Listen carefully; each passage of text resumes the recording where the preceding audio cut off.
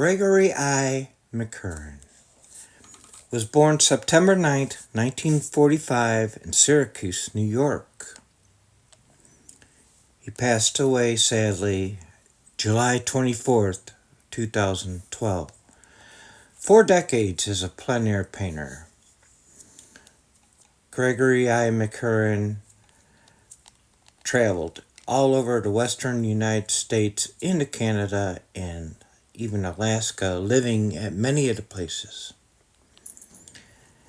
One of his sayings was, "True artists must live their art and paint from their heart."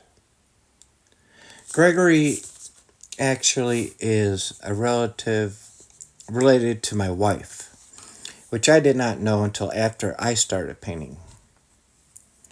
My wife has many memories when she was a young girl, living and staying with him. He was a very kind, nice guy, gentleman. In 1974, he helped establish artist and environment programs out of Teton, later renamed Artists, Writers, and Photographers. He started his career in 1967 doing illustrations and watercolors. So I'm going to try here to do a master study of a master painter. I put in some ultramarine blue with a little bit of Prussian blue mixed there. And now I'm going over it with a little bit of yellow ochre. I'm doing a study off of one of his paintings out of the book. I so wish I would have been able to meet him. There is an interview with him, the only one that I could find, and on him in video, and I will leave that in the description. Cancer apparently, sadly, took his life. So I'm doing this fast and loose, wet on wet. This is only an interpretation of one of his paintings that he did. It was, I believe, 11 by 14 oil painting. So I'm kind of trying to get the sky going here. Now I'm trying to create a little depth here and there. Using different kinds of brushes, the Ron Ranson brush, Hake brushes, some flat brushes. I think I use a chip brush in this too. The basic colors I'm using in here are pretty simple here. It's the Prussian blue and ultramarine blue, a touch of sap green with a touch of black, the yellow ochre, a touch of crimson, as well as, let's see here, I'm trying to think this out. My apologies. And like this is more of a gray. It looks like a Payne's gray, but it's actually from my palette. It's the mixture from my palette, my watercolor palette here. I'm also using a raw umber here. So it's not burnt umber, it's raw umber. And that's how I'm getting these colors. You know, I love when you put the browns on the blues and the browns on the greens, browns on the reds. I mean, I don't know how to say it correctly. It just depends on, every painting is different, right? So and I'm not one that's very good at painting from a reference photo. I'm not. Um,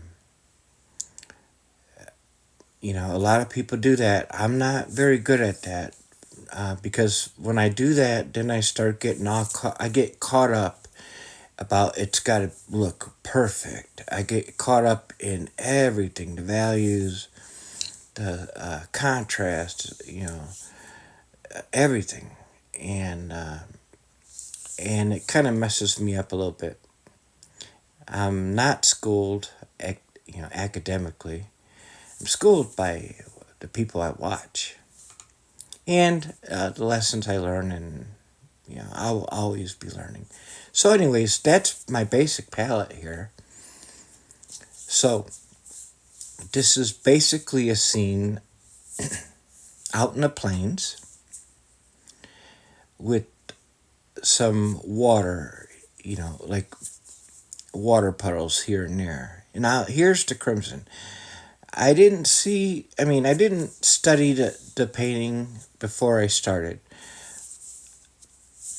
And that makes it even more fun because I'm a fast and loose painter for the most part.